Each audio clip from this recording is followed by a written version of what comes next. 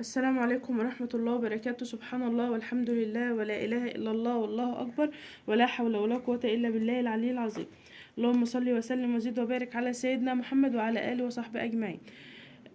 لو انت بتشتغلي، لو انت معاكي طفل صغير أو طفلين، أو لو انت حامل، لو انت ما عندكيش وقت ان انت توضبي شقتك وتنضفيها عشان رمضان، فالفيديو ده 100% ليكي وهينفعك. وهتيجي قبل رمضان وتلاقي شقتك بتبرق، وان شاء الله هنخلصه. الفيديو ده انا عاملاه من وجهة نظر انا، ويتمشى ويمشي معايا انا، لان انا يعتبر موظفة ومعايا طفل صغير، ومعايا طفلين صغيرين ربنا يخليهم لي ويبارك لي فيهم. ف بعاني كل المعاناة لأي ست معاها أطفال صغيرة وموظفة بتعانيها. ولو انت حامل برضو هتعملي واحدة واحدة وعلى مهلك. ايه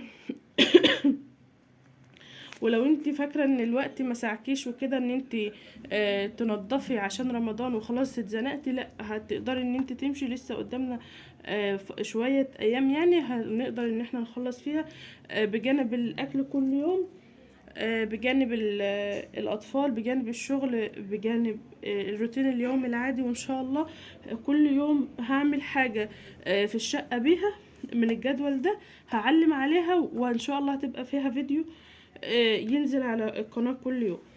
أول حاجة قبل لما أبدأ التنظيف خالص، هتخلص من أي كراكيب اللي هي البرطمانات والازايز، واللي هي الازايز بتاعه البيبسيهات وبرطمانات الصلصه، الحاجات دي كلها هتخلص منها وهرميها. مش هقول لا ده انا هحتاجها بعد كده، لا، ما هو انا بعد كده هجيب تاني، مش هنبطل ناكل يعني، فهنجيب بيبسي تاني، وهنجيب صلصه ومربط وحاجات تانية، هبقى استعمل البرطمانات بتاعتها لو انا احتاجتها. تاني حاجة، اي عطل في الشقة، تصليح اي عطل في الشقة، سواء سباكة سواء كهرباء، عندك مشكلة في المية، اي حاجة هتعطلك ان انت تبدأي في التنظيفات، هعملها. انا كانت عندي السباكة بايظة والحمد لله خلصت، اتعملت واتظبطت، عشان بعد كده مفيش حاجة توقفني في نص التنظيف و يعني تعطلني، وان هي تسد نفسي ان انا اكمل بقية التنظيف. تاني حاجة، اول يوم هبدأ بيه اللي هو ان شاء الله بكرة، هبدأ بالبلكونات. البلكونات هنضفها الاول، علشان بعد كده وانا بطلع الفرش او بغسل السجاد، بغسل الستاير، ما تتبهدلش، ما يبقاش فيها تراب وتتبهدل. انا ببدأ التنظيف من بره لجوه، مش ان انا هبدأ دلوقتي ادخل في اوضه النوم والاوض والشقه من جوه، واجي اطلع الحاجات بره فتتبهدل الحاجات، تتبهدل تراب وحاجات مش نظيفة وكده. والسلم او مدخل البيت، لو انت بتستعملي السلم اللي هو يعني بتطلعي عليه حاجتك، نضفيه. مش بتطلعي عليه حاجتك برضو نضفيه، عشان في الداخله والخارجه ما يبهدلكيش بقيه الشقه.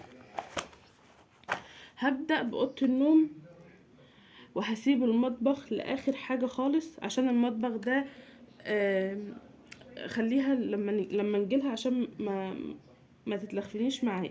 اوضه النوم فيها الكومودينات والتسريحه دي اللي عندي، الكومودينات والتسريحه والعسكري والدولاب والحمام، ستاير، سجاد، نجف.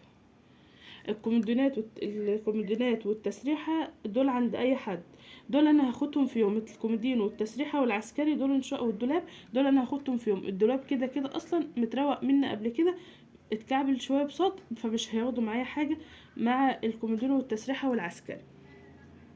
تاني حاجة، هروق الحمام بتاع المطبخ ترويق عميق، اللي هو غسيل بقى السخان والسقف والقعدة كويس والدش والحاجات دي كلها، والحيطان والسقف وكده.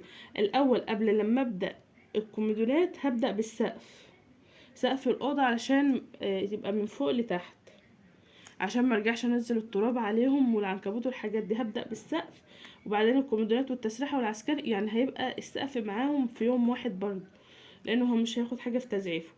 وبعد كده الحمام، بعد كده الستاير والسجاد، والنجف للي عنده نجفة في الأوضة بتاعة النوم. أنا ما عنديش نجفة في أوضة النوم، هي قبلجة هغسلها برضو، همسحها بمناديل مبللة أو بقماش عليها خل وبريل. دي أوضة النوم. أوضة النوم هتاخد معايا يومين بأمر الله، بأمر الله يومين، وهكون مخلصاها. يبقى كده عملت البلكونات وأوضة النوم في 3 أيام. أوضة الأطفال، الكومودينو والتسريحة والدولاب، ستاير، سجاد، نجف. الكومودينو والتسريحة والدولاب دول هاخدهم في يوم. دولاب الأطفال عايز دعكة كويسة كده، مش دعكة غسيل، دعكة ان انا اطلع كل اللي فيه وارجع اظبطه من تاني. فهياخد معايا يوم مع التسريحة والكومودينو. التسريحة فيها درجين والكومودينو فيه درجين، هيبقى مش هياخد معايا حاجة مع الدولاب. والستاير والسجاد والنجف برضو ما عنديش نجفة في اوضة الاطفال، انا اللي عندي قبلكتين وهعملهم، هغسله.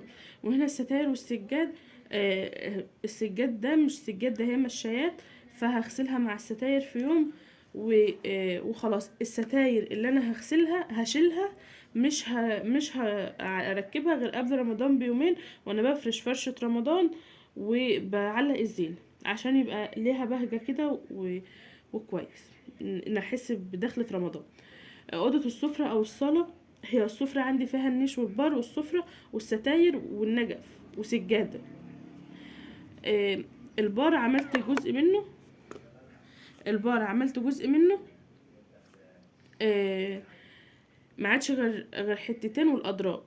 فإن شاء الله هياخدوا برضو معايا يوم أو 2 بالكتير خالص وهكون مخلصاه. النيش والبار هطلع كل الكوبايات والأطباق اللي فيهم واغسلهم، يعني هطلعهم واغسلهم وبعدين ارجع ألمع بقى واظبط وادخلهم تاني.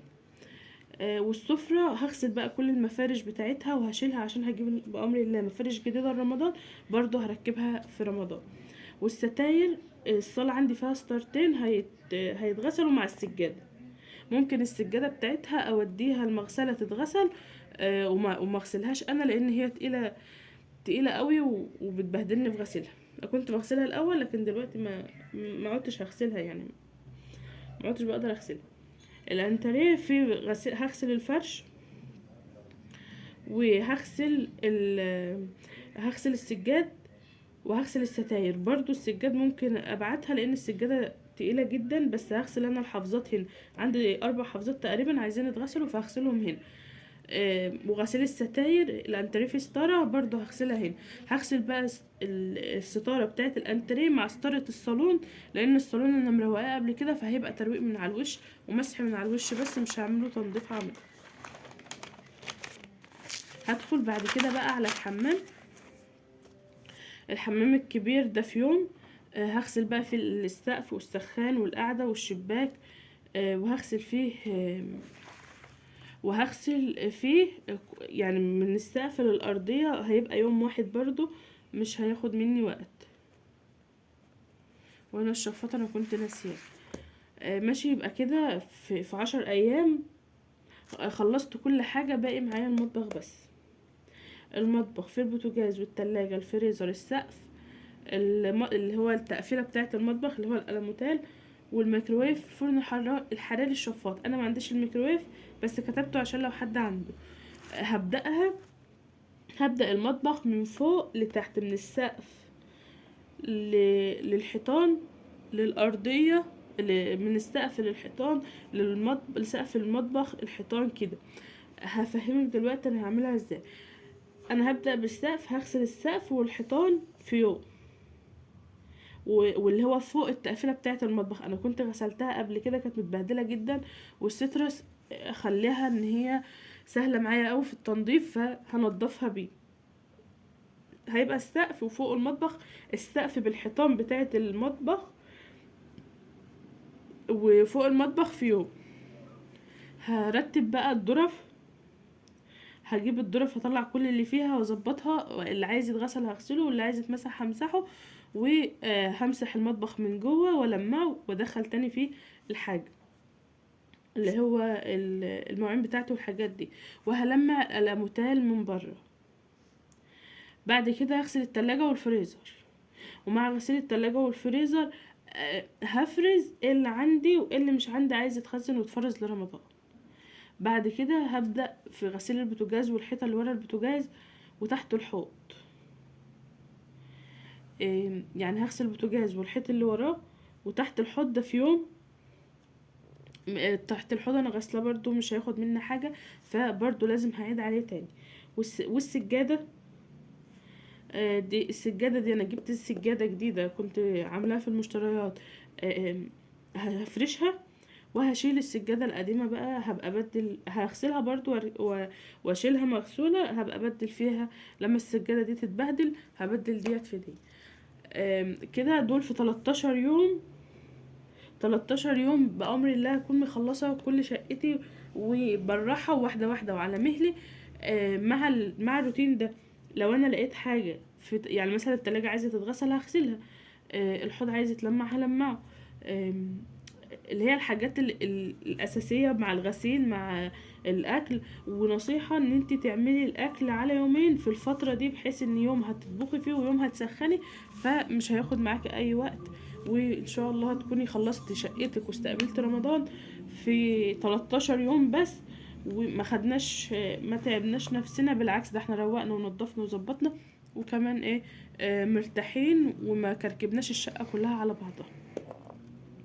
بعدها بقى بعد ما اخلص دي يومين او 3 هكون خلصت فيها التفريزات، هكون انا كده كده شفت ايه اللي بيتعمل، يعني ايه اللي عايز يتفرز عندي وايه اللي عندي. في يومين او 3 اكون خلصته، مش بعد ما ابدا كده يومين 3، لا يعني يومين 3 وهكون خلصت التفريزات. هخلص من هنا وهبدا التفريزات بامر الله على طول.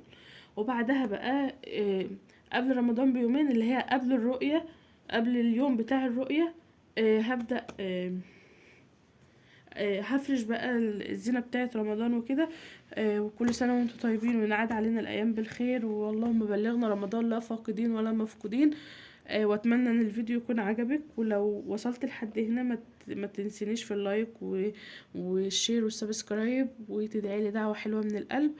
السلام عليكم ورحمة الله وبركاته.